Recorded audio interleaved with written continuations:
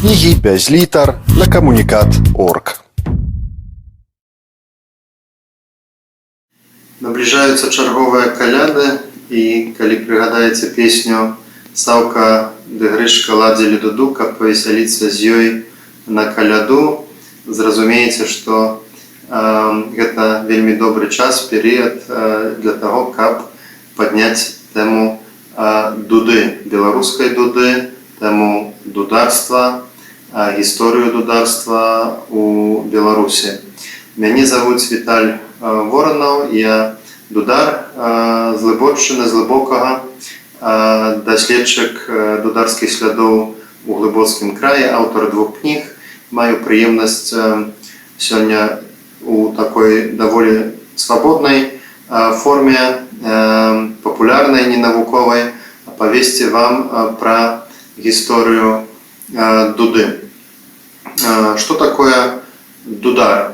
Дудар для Беларусі, для беларускай літаратуры гэта своеасаблівы вобраз. Гэта постаць, якая стаіць у цэнтры нараджэння, можна сказаць, усёй нацыі. Дудар гэта і знахар, гэта вяшчун, гэта жрэц, гэта чалавек, які ведае.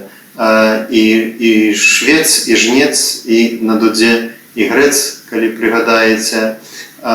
Дудар гэта архетып для беларускай літаратуры і для ўсёй для паўставання беларускай нацыі ў цэлым. Калі мы ўпершыню чуем пра дуду, гэта 15-16 стагоддзя, гэта аповесць пра каралёў валхоў, гэта гісторыя пра Трышчана і Жоту.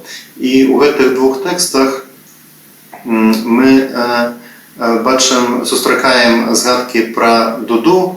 Перакладчыкі гэтых тэкстаў пераклалі экзатычныя інструменты з дапамогай інструментаў больш вядомых беларусам.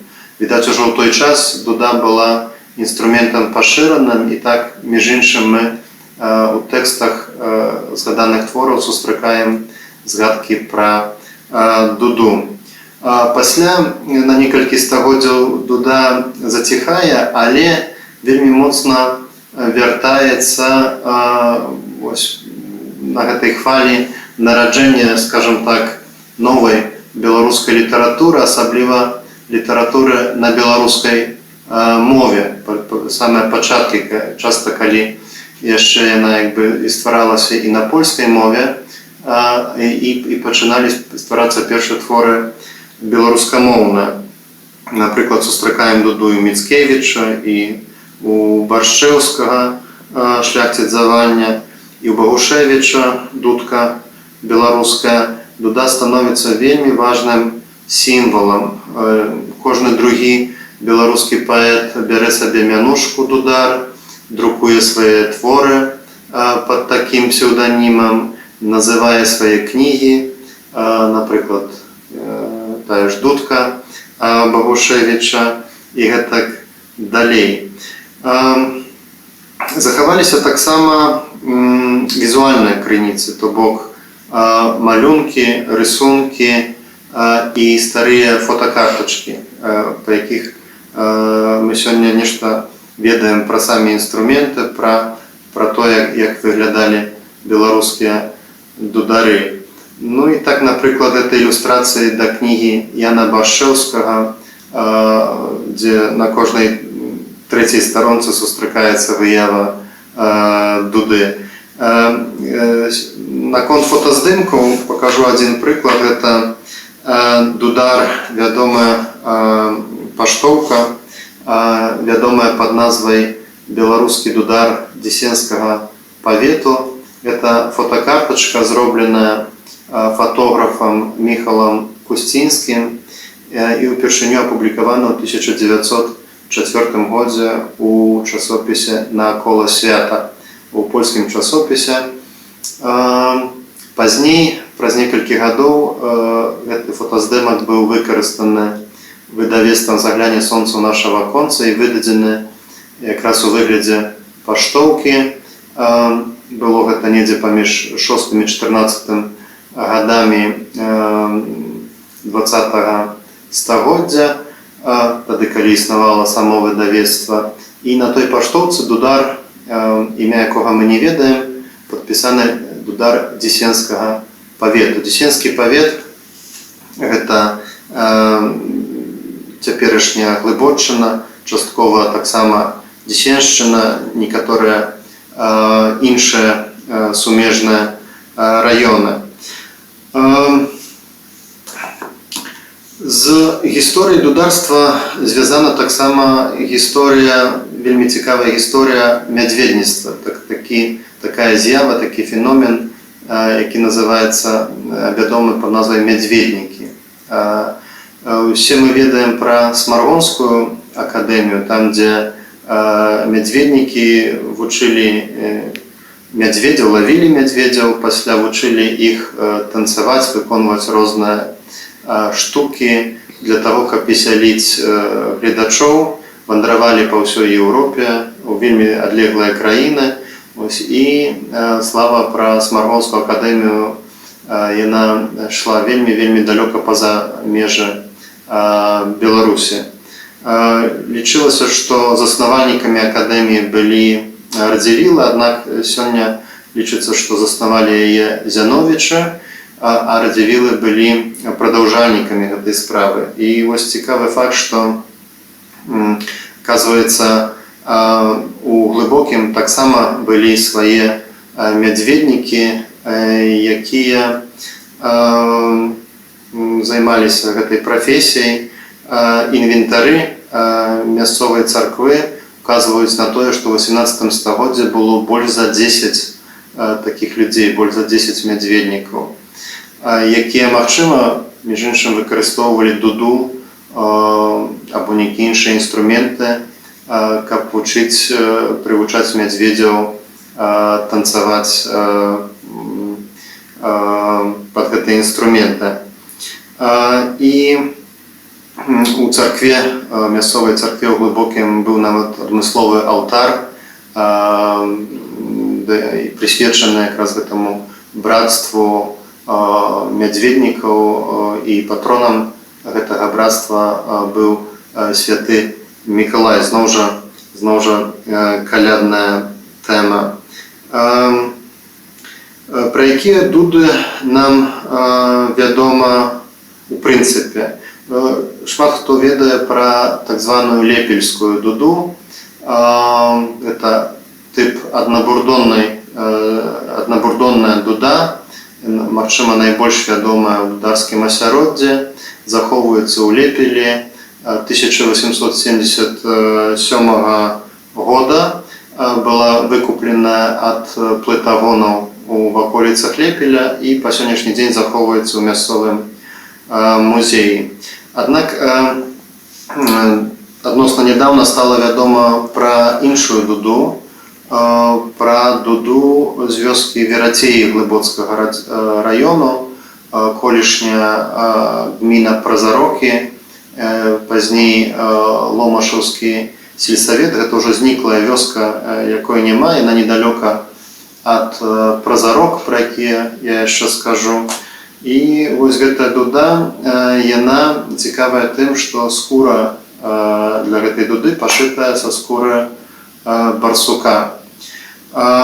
Захоўваецца яна у Віленскім музеі. Ну і цікавая, чаму я пра яе кажу, наогул тым, што датуецца музеем 1849 годам, значыць, амаль на 30 гадоў яна старэй за лепельскую дуду, якая доўгі час лічылася найстарэйшай. Датаванне дуд – гэта даволі складаная тэма. Не ўсе беларускія дуды захаваныя маюць наогул нейкую дату. Эту дату цяжка вызначыць. У некаторых выпадках яна вядома, у некаторых не.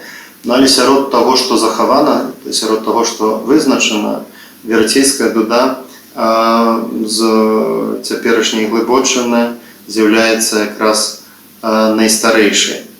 І гэта таксама прыклад аднабурдоннай дуды, так як і лепельская. Пра тое, як збудаваная дуда, з якіх частак яна складаецца, мы яшчэ таксама скажам трошкі пазней. Што тычыцца гісторыі дударства у глыбоцкім краі, то для нас асабліва важны два моманты. Першае – гэта трупа Ігната Буйніцкага, вядомая як першая прафесійная тэатральная група, якая дзейнічала у гадах 1907-1913 і аб'ездзіла са сваімі спектаклямі такія гарады, як Варшава, Петербург, Вільня. То бок яны ездзілі з гастролямі не толькі па беларускіх мястэчках, Прозарокі, не ведаю, Свянцяны ці іншыя гарады, але таксама за межы Беларусі. І што зрабіў Ігнат Буйніцкі? Ён упершыню вывеў беларускую дуду на вялікую сцэну. Гэта вельмі важны знакавы момант. Для яго дуда была фактычна сінонімам беларускай культуры. Яна якраз побач з цымбаламі і скрыпкай мела права рэпрэзентаваць гэтую культуру на сцэне.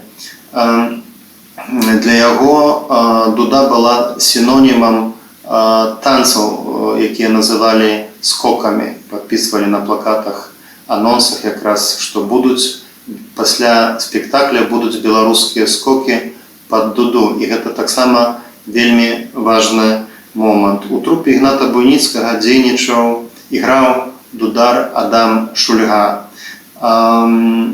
На жаль, невядомае ні месца нараджэння, ні месца пахавання гэтага дудара, але захаваліся вельмі цікавыя фотокартачкі, на якіх прадстаўлены дудар. На сёння мы ведаем дзве такія фотокартачкі. На іх таксама, хоць і не вельмі выразна бачны інструмент.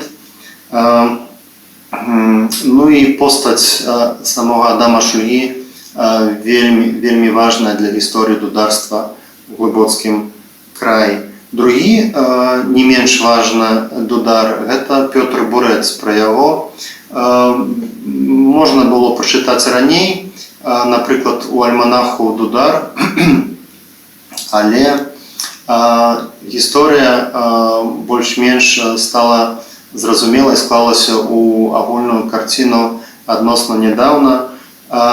Інфармацыю пра Пятра Бурца знайшоў дудар, даследчык Зміцер Сасноўскі падчас паездкі ў вёску Асінаўка Глыбоцкага раёна.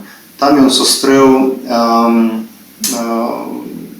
Караткевіча, Міколу Караткевіча, 20-х гадоў нараджэння яго жонку, і аказалася, што вось гэты Мікола Караткевіч у дзяцінстве увесь час бегаў услед за знакамітым дударом Пятром Бурцом, які быў вядомы ва ўсёй ваколіцы. Прыязджалі цэлымі сем'ямі, цэлымі ледзь не вёскамі, прыходзілі на ягоныя канцэрты, якія ён ладзіў сябе на сядзібе.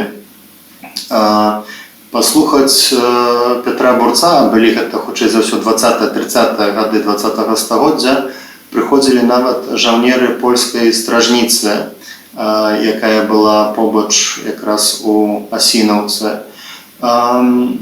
І вельмі шмат цікавай інфармацыі таксама пра тое, што, напрыклад, дудар насіў з сабой цэлы мех пішчыкаў для таго, каб іх пасля мяняць падчас грання.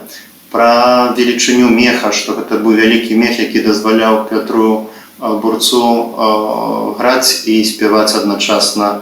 Ён меў вельмі прыгожы голас. І, што самае важнае, мы ведаем месца пахавання Пятра Бурца, гэта якраз вёска Асінаўка. Знайшліся фотаздымкі з экспедыцыі Змітра Сасноўскага. Яны ўжо апублікаваныя у свабодным доступе, таму гэты след таксама вельмі важны і сімвалічны. Што тычыцца наогул розных выданняў, я ўжо згадаў свае кнігі. Гэта дударська Глибоччина, яка вийшла до першого фесту «Дударський рей» у Глибокім. Гэты фест, полная назва гэтага фесту міжнародны фест дударскіх рэгіёнаў «Дударскі рэй», запачаткаваны ў 2017 годзе. Да гэтага часу прайшлі 4 выданні, 3 у нармальным фармаце, звычайным для фесту фармаце, і 4 у фармаце онлайн з прычыны эпідэміі. Гэта было якраз сёлета. І вось да першага фесту, каб абгрунтаваць наогул, чаму гэта фест, які спалучае розныя рэгіёны Еўропы, у якіх якія прадстаўляюць свой тып дуды, чаму гэты фест павінен праходзіць якраз у Глыбокім і на Глыбоччыне. Я стварыў такую кнігу, у якой сабраў на той час базовую інфармацыю, якая была пра дуду і дударства ў нашым краі. Кніга называецца «Дударская Глыбоччына». Вось, а пасля, ўжо калі быў час на іншыя больш глыбокія даследаванні, выйшла, можна сказаць, перавыданне гэтай кнігі, але ў іншым фармаце з іншай назвай, з каляровымі ілюстрацыямі «Дудары глыбоцкага краю». Ось такой прыгожай карцінай Эдуарда Мацюшонка, таксама дудара, мастака з Глыбоччыны. Што тычыцца іншых выданняў, то хачу рэкамендаваць у першую чаргу часопіс «Дудар». Яго складана знайсці у друкаваным фармаце, але вельмі мала асобнікаў ўжо засталося, але вы можаце знайсці ў інтэрнэце электронную версію, шукайце «Дудар» лацінскімі літарамі. Выйшаў, на жаль, толькі один нумар, гэта было ў 2012 годзе, ўжо 8, амаль 9 гадоў таму назад. Заснавальнік і стваральнік, зноў жа, Зміцер Сасноўскі. Будзем спадзявацца, што чарговыя нумары таксама з'явіцца, таксама некалі з'явіцца, таму што часопіс вельмі цікавы, багата ілюстраваны, прадстаўляе шматлікія артыкулы розных даследчыкаў па тэме дударства, але прайшло столькі гадоў, што з'явілася шмат новых матэрыялаў. Будзем спадзявацца, што гэтая справа будзе працягнутая. Наконт самого Змітра Сасноўскага таксама магу рэкамендаваць, параіць яго кнігі, між іншым, «Гісторыя беларускай музычнай культуры 19-20 стагоддзя». У гэтай серыі выходзілі таксама іншыя кнігі гэтага аўтара, знакамітага дудара, заснавальніка, удзельніка гурта «Стары Ольса», суарганізатара фестаў, дударскіх фестаў, якія праходзілі у Мінску. Таксама вельмі важная кніга выйшла недавно, на жаль, пра яе мала было чуваць. Гэта кніга Александра Сурбы «Беларуская дуда в кантэксце ўсходнееўрапейскай традыцыі, тыпалогія, канструкцыйнай і дэкаратыўнай асаблівасці». Это поўная назва. Дудар таксама майстар гэтага інструмента, таким з навуковым падыходам разглядае у першую чаргу канструкцыю дуды. І гэтая кніжка, гэта найлепшая крыніца якраз па пытаннях канструкцыі гэтага інструмента. Вельмі цікава таксама ёсць выданні замежных аўтараў. У Беларусі не шмат такіх кніг, але, напрыклад, нямецкая кніга, у якой сабрана ілюстрацыі, на якіх выяўлена і дуда, інструмент, і дудары розных краін, багата ілюстраванае, прыгожа выданне. Іншыя кнігі, як кнігі, напрыклад, прафесара Збігнева Пшэрэмскага, вядомага даследчыка польскіх дуд, і не толькі. Самая новая яго кніга «Дуды. Метамарфозы інструмента у адроджанай Польшчы таксама вельмі метадалагічнае даследаванне па гісторыі гэтага інструмента. Вось было важна, каб такія выданні з'яўляліся таксама і ў беларускім кантэксце. На заканчэнне, як я абяцаў, скажам пару словаў пра канструкцыю беларускай дуды. Як нараджаецца гук, за кошт чаго гэты інструмент гучыць так, як ён гучыць. І у мяне ў руках тут два інструмента. Адзін інструмент гэта, дарэчы, праца Сергея Чубрыка. Гэта дакладная рэпліка дуды, якую я паказваў, дуды з паштоўкі, на якой прадстаўлены дудар Дзесенскага павету. Дарэчы, як мне здаецца, магчыма, гэта і ёсць той сам Пётр Бурэц, хоць каб абгрунтаваць гэты гіпотэз, яшчэ трэба гэтую тэму даследаваць больш дакладна. А другая дуда – гэта дуда майстра Дзяніса Сухога. Вось яе мы і раскладзем на часткі.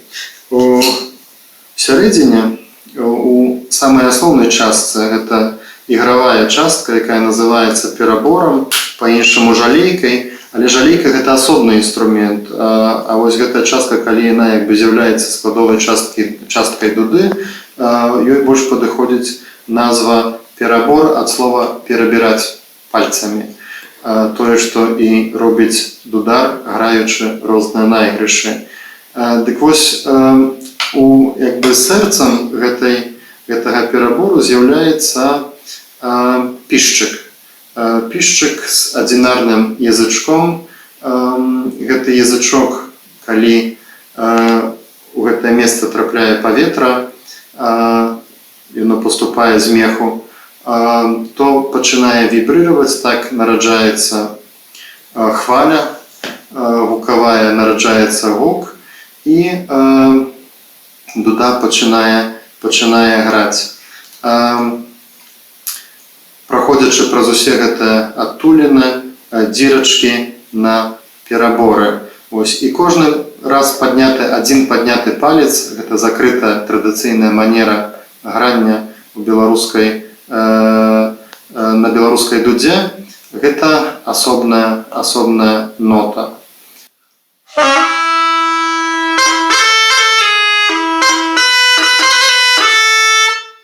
Так гучыць перабор. Заканчваецца ён драўляным ражком, заўсёды абавязкова драўляным. Спецыфіка гэтага ражка, гэтай часткі такая, што ён закручаны пад градусам 180. І гэта, можна сказаць, такая візуальная своеасаблівасць якраз беларускай дуды. Раз, што гэта як бы заўсёды 180 ці прыкладна 180 градусаў, а другое гэта тое, што ён заўсёды выраблены ў нашай традыцыі з дрэва. Якая функція гэтага ражка? Ён надае своеасаблівы тэмбр, своеасаблівае адценне гучання беларускай дудзе, таму што дуд вельмі шмат, як я ўжо згадваў, у кожным рэгіёне Еўропы, можна сказаць, ёсць свой тып дуды, але кожная з іх гучыць па-свойму, па-іншаму. Калі б гучалі аднолькава, то не было б сэнсу іх існавання. Вось гэта асноўная частка. Другая частка, якая дапаўняе гэты гук, гэта нізкім такім гучаннем, нізкім гукам, гэта па-беларуску называецца якраз гук. На іншых мовах гэта звычайна бордон, як музычны тэрмін гэта бордон. І спецыфіка гэтай часткі ў тым, што яна дае адзін пастаянны гук, які, як пішуць даследчыкі, басуе у суладдзі з пераборам. І ён таксама, гэты гук, заканчваецца ражком, таксама з дрэва, таксама пад градусам 180. Як бачыце, і перабор, і гук аздобленыя інкрустацыяй. Гэта інкрустацыя была звычайна з цыны, з волава, традыцыйныя арнаменты, традыцыйныя ўзоры про якія вы больш можаце прачытаць у кнізе Александра Сурбы. Ось. Третья драўляная частка, трубка, гэта, не буду яе вымаць, гэта сапель, па-іншаму таксама соска, і гэта звычайная трубка, якая заканчваецца клапанам, для таго, каб паветра магло трапіць у сярэдзіну ў мех, а назад уже не магло выходзіць. І адзіная функцыя гэта якраз вось гэта, каб паветра трапляла ў мех. Ну і калі мы ўжо загаварылі пра мех, цэнтральная частка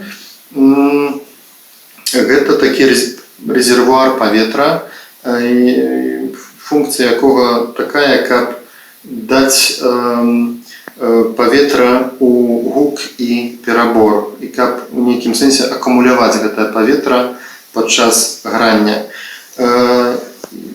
Таксама вельмі характэрная якраз частка менавіта для самой дуды, таму што ёсць таксама тып дуды, у якой мех не выкарыстоўваўся. Просто, напрыклад, на пераборы граў адзін музыкант, а на бурдоне, на гуку другі басаваў яму. Але такую камбінацыю, такі тандем ужо складана назваць дудой, хоць бы таму, што у ёй адсутнічае вось гэта цэнтральны резервуар паветра. Ёсць розныя тыпы надзімання дуды, бо ёсць у еўрапейскай традыцыі вельмі часта выкарыстоўваецца кавальскі мех, дзе дудар надзімае мех з дапамогай рукі.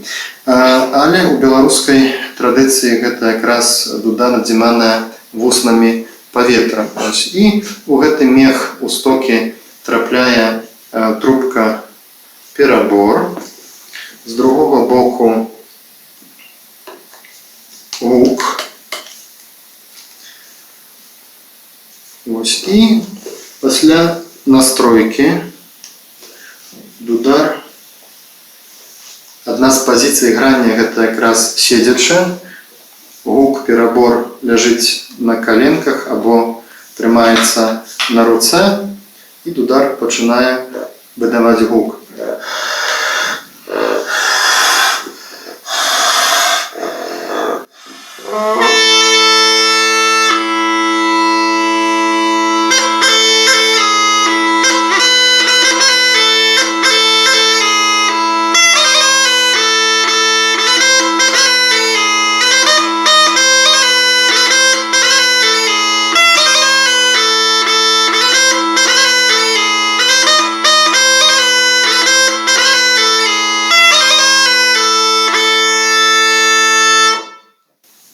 Ось так гучыць беларуская дуда. Ну і на заканчэнне, калі мне ўдалося вас зацікавіць гэтым цудоўным, як вы пачулі, вельмі архаічным, вельмі важным для беларускай не толькі музычнай гісторыі, але таксама гісторыі беларускай літаратуры, як вобраз менавіта, які сустракаецца амаль у кожным трэцім вершы, у кожным 10-м апавяданні,